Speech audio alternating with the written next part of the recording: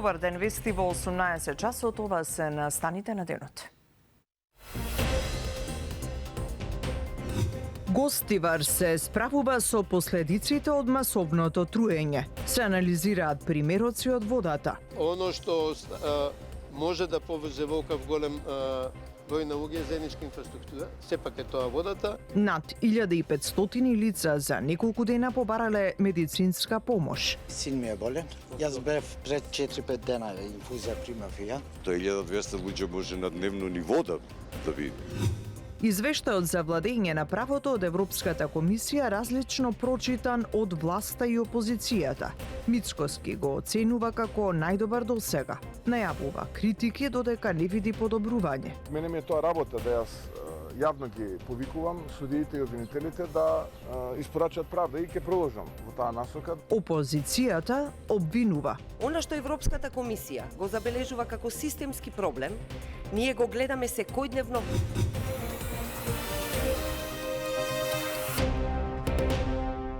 Гостивар и натаму се справува со последиците од масовното труење. Над 1500 лица за неколку дена побарале медицинска помош, а само во последните 24 часа имало 260 пријави на случаи со стомачни тегоби. Забраната за пиење вода останува на сила. На терен денеска беше и министерот за здравство, а оценка за ситуацијата даде и премиерот Мицкоски. Извештај на Дејан Трајковски. Приемното оделение на инфективна во Гостивар е полно. Доаѓаат постојано граѓани со препознатливите симптоми, диареа, повраќање, а по некои со температура. Што се однесува до хоспитализациите, повозрасни граѓани не се хоспитализирани, но хоспитализирани се 3 деца, но поради обсервација, односно докторите ги следат во случај да не дојде до одредена дехидрација. Покрај тоа, здравствените власти спроведуваат и епидемиолошка анкета, па апелираат до граѓаните да одговорат на истата, пошто и ќе се знае дали има потреба да се прогласи епидемија во Гостивар. Нема бактерија. Тука се кажува дека има акутна инфекција, што покачени се малку леукоцитите, 10.000, 12.000 тука. Немаме други параметри покачени. Добро, што ви кажува тоа? Тоа ми кажува дека има некоја акутна инфекција, значи се работи некоја инфекција што не знаеме, никој не знае уште. Ние сме барале од пациентите да се направат анкети, да ги спроведуваме сите пациенти еден до друг. Дали користеле иста вода, дали биле во ист регион или каде се насочени повише ситуациите, пациентите. Според првиот човек на здравството, мала е веројатноста над 1000 луѓе да јаделе на исто место, па оттаму смета веројатно дека причинител за состојбата во Гостивар е токму водата, но вели да не се избрзува со заклучоци. Веќе се работи, но ние примероци кои што беа подигнати од водата, па тие да утврдат и детерминираат точно што се случува со водата на Гостивар. Ова трае веќе 4 дена. Така да е, за мене храната е исклучена како логички исклучена како можен извор, бидејќи премногу денови се, премногу различни локации се да сите јаделе иста храна. Оно што може да поврзе во ваков голем број на луѓе заедничка инфраструктура, сепак е тоа водата, и второто што не можеме да го исклучиме сепак вирусна епидемија, затоа се прават анализи за аденоирота вируси. Градоначалникот Лимани во моментов не е во Гостивар, но писмено ни извести дека се работи на расчистување на состојбата, воедно и упати апел до граѓаните да ја почитуваат забраната за користење на вода која ја препорача Агенцијата за храна и ветеринарство, воедно и понатаму стои на ставот дека нема никаква грешка кај комунална во Гостивар. Од друга страна, премиерот Мицкоски вели дека е шокиран од она што се случува, дека сите институции се на терен и најави дека одговорност ќе има.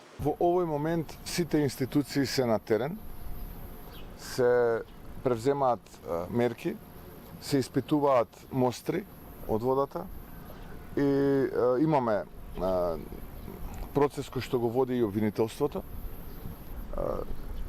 Јас мислам дека многу скоро ќе се излезе со информација за тоа што се случило, кој е тој кој што дал наредба тоа да се случи, и се разбира дека ќе има одговорност, нема така да помине случајот. Јас навистина не можам да разберам некои луѓе како може така дрско да се однесуваат и така несовесно да се однесуваат. Просто е неверојатно како така лесно ги прифаќаат овие работи и како се одлучуваат да прават вакви работи. За мене ова е се шокантно и просто со неверување е сето ова кое што некој таму го направил, но ќе има одговорност, разбира, и таа одговорност нормално понатаму во рамките на судски процеси ќе треба да се констатира. Повеќето од граѓаните кои што ги сретнавме или одат на инфективна, или велат дека целото семејство им било со симптоми кои што ги имаат и оние кои што ги сретнавме пред болницата, велат дека се навистина во една многу тешка состојба и очекуваат што побрзо да се санира овој проблем. Син ми е болен. Јас бев пред 4-5 дена инфузија примав и ја. Сега син ми е готовен со инфузија да примам. Вчера го имав внуката, завчера бев ја, пред 3 дена син ми, невестата и така. Па скоро сите. Не само семејството, него сите овие пријатели што познаваме, што излегуваме на кафе, скоро сите. Значи, оној податок што кажуваат 1200 луѓе само. Тоа 1200 луѓе може на дневно ниво да биде. Како се сноѓате? Од каде пиете? Како готвите? Па готвиме, купиме вода од маркетиве. Што правим ништо, купиме вода на готово со бурени тие. И со тоа куваме, со тоа пиеме. Вчера инспекциите кои што излегоа на терен утврдија на диво приклучена пумпа која во питката вода вбризгувала вода од Вардар. Институтот за јавно здравје подигна и мостри, се очекува за 48 часа од подигнувањето да бидат соопштени и резултатите и точно да се знае што се случува. А додека се проверува квалитетот на водата за пиење во Гостивар и Гостиварско, од УХМР велат дека барем во наредните неколку дена температурите ќе останат високи со речиси 40 степени Целзиусови на целата територија на земјава. Времето денеска ќе биде сончево и многу топло со мала до умерена облачност. Попладне наместа ќе има услови за невреме со пороен дожд, грмежи и појава на град. Ќе дува слаб до умерен ветер од променлив правец. Максималната температура ќе биде во интервал од 33 до 38 степени. Во наредните денови до понеделник времето ќе биде сончево и многу топло со мала до умерена облачност. Особено топло ќе биде во деновите од викендов и во понеделник, кога дневната температура секаде ќе биде над 33 степен.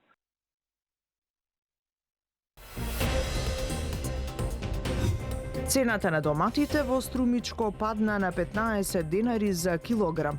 Земјоделците се жалат на големи загуби. Нема организиран откуп и кој как се снајдат се пласира.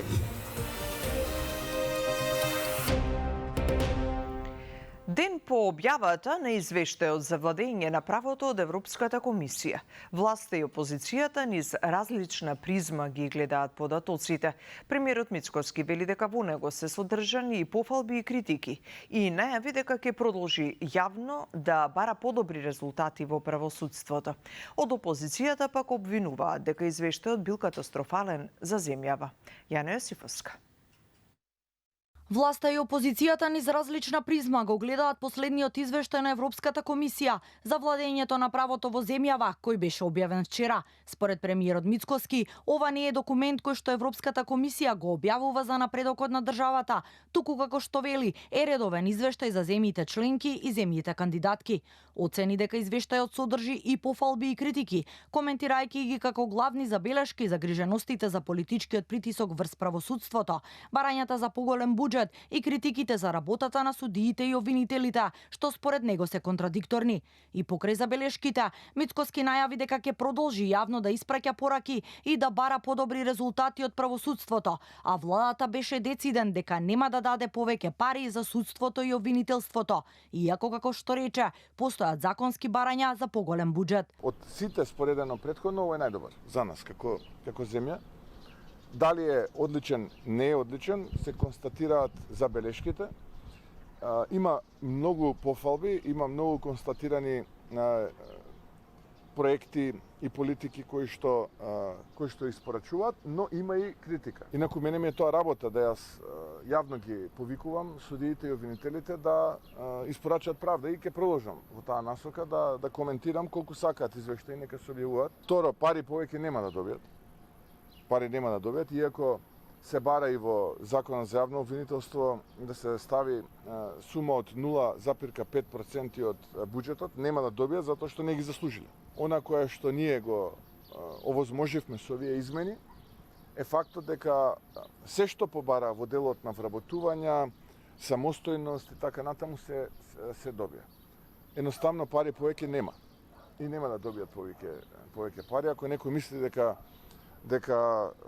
на овој начин ќе врши притисок во владата, нема тоа владата да го прифати. Според СДСМ, извештајот на Европската комисија нотира притисок на власта врз судството и високо расширена корупција, за кој, како што велат, јавноста секојдневно сведочи. Она што Европската комисија го забележува како системски проблем, ние го гледаме секојдневно во конкретни постапки и одлуки на премиерот Христијан Мицкоски и неговата организирана криминална група.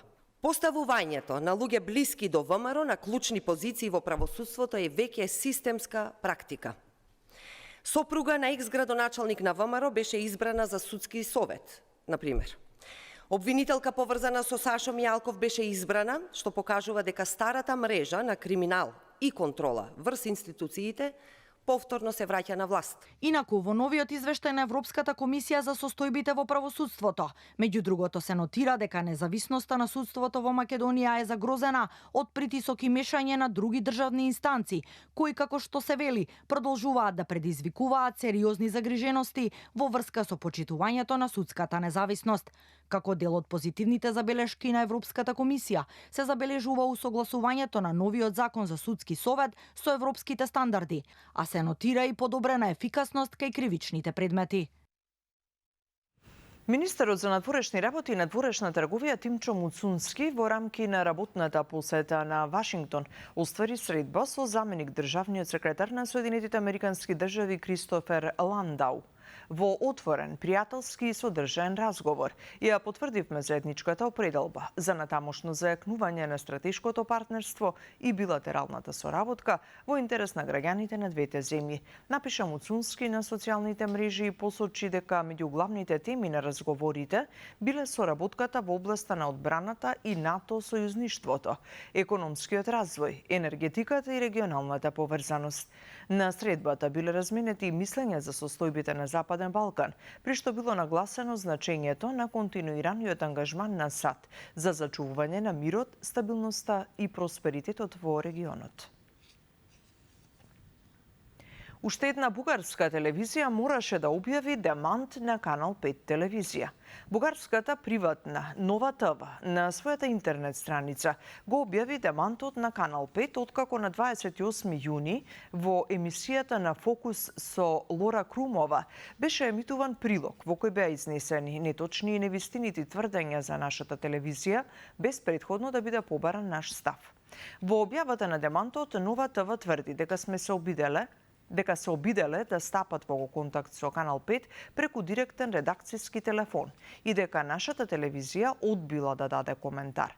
Нешто што не е вистина, бидејќи Канал 5 нема директен редакцијски телефон на кој, како што наведува бугарската телевизија, наводно бил упатен повик, поради што и тврдењето дека сме одбиле да дадеме став представува манипулација. Дополнително демантот не е објавен како што наведува законот, но и новинарската етика на сите платформи каде што биле објавени спорните тврдења, во овој случај платформата YouTube. Канал 5 останува на ставот дека во овој случај не биле испочитувани основните професионални стандарди, односно не била дадена можност на телевизијата да го изнесе својот став пред емитувањето на прилогот. Доколку тоа било сторено, немаше да има потреба од објавување демант. Реконструкцијата на Охридскиот аеродром се одвива според планираната динамика и се очекува да биде завршена до крајот на летото, вели вице-премиерот и министер за транспорт Александар Николовски. Таму имаме 4 проекти кои што се одвиваат паралелно. Прогресот е некаде помеѓу 80 и 90% на секој од нив. Рокот кој што го зададовме за завршување е крајот на летото и мислам дека тој рок ќе биде постигнат. Паралелно од 15 август ќе почнат да работат надлежните институции. Практично ќе добиеме еден нов аеродром, една нова административна зграда, но и најбитно нова терминална зграда, многу повеќе место за слетување и за полетување, што ќе го зголеми капацитетот. Драго ми е дека Охридскиот аеродром расте и во апсолутна бројка и процентуално според последните извештаи и тоа ќе продолжиме да го правиме во остатниот период. Во Кочани се одржува 47-миот марш на ангелите кој започна по паркот на револуцијата од Сдруженијето на граѓани.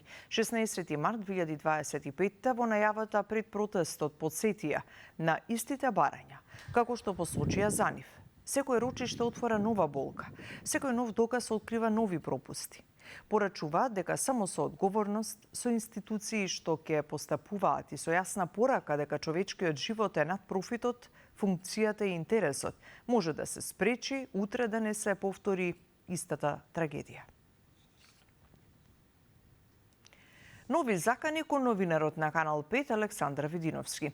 На социјалните мрежи под видео објавено од градоначалникот на град Скопје Орце Ѓоргиевски се појави коментар со повик за негово газење. Случајот е пријавен во МВР, а по серијата закани кон Видиновски во изминатиот период во негова заштита. До сега неколку пати реагира и од Сдруженијето на новинарите на Македонија и Македонската асоциација на новинари. Реакции за последните закани пристигна и од политичките партии. Од ВМРО ДПМН порачаа дека секој што повикува на насилство мора да сноси одговорност, додека од ЛДП оценија дека заканите кон новинар се директен напад врз слободата на медиумите и демократскиот поредок, повикувајќи ги институциите итно да ги идентификуваат и санкционираат одговорните. Додека потрошувачите плаќаат високи цени за зеленчукот, струмичките земјоделци се жалат дека нивниот труд останува без вредност. На самиот крај од бербата доматите ги продаваат за 15 динари по килограм, цена за која тврдат дека не ги покрива ниту основните трошоци. Игор Манасиевски. Струмичките градинари годинава оставени на цедило. При крајот на масовните берби на доматите се соочуваат со мизерни откупни цени од само 15 денари за килограм. Според нив оваа цена ни оддалеку не ги покрива трошоците кои ги имаат направено во текот на годината и ќе бидат во загуба, а трудот и маката што ги вложиле никој не може ни да ги наплати. Моментално цената на доматот е 15 до 20 денара. Има плюс проблем, нема организиран откуп и кој как се снајде се пласира. Кванташки, откупци, накупци и така се сногиме. Мада сме веќе при крај, ама цената е мизерна. Значи, минимално производствена цена на домато е од 25 до 30 динара. Кој ќе се израчуна и гајба и се што... Гајба и се, нема ништо. Нема ништо не останува. Со години семејството Митеве од Василево живее и обстанува од неколку декари подпластеници. Годинава лошо поминаа со зелката и со компирот, па се надеваа дека таа загуба ќе ја надополнат од производството на домати. Но и таму, слободниот увоз на зеленчук од Албанија сериозно ги урива цените, а со тоа и можноста овие производители на храна да обстанат и да не заминат во некоја фабрика на работа, оставајќи ги нивите празни. Уште на почетокот со зелка, после исто така лошо се помина, компири имах, некои декари и он лошо помина, краставици имах и они и така, домато на почетокот добро. На него се надавте? Да, няма што беше фрлено на неа, ништо. Со зелката како беше годинава? Катастрофа. Која цена? Катастрофа. 10 денара. Но не само градинарите од Струмичко, годинава многу лошо поминаа и производителите на пченица и јачмен. Во време кога драстично се зголемија цените на ѓубривата и нафтата заради војната на Блискиот Исток, тие имаат откупни цени од 10 денари како од пред 20 години. Доправа предстои откупот на грозјето, каде, иако се објавија пресметките за откупните цени, според земјоделците нема одговор на тоа дали ќе се откупи целото црно грозје и дали годинава ќе се почитуваат овие цени, бидејќи лани сепак откупот течеше по цени кои ги диктираа винариите, а не оние кои ги донесе државата. Ги завршуваме вестите, се гледаме во вечерните. Имајте убава вечер.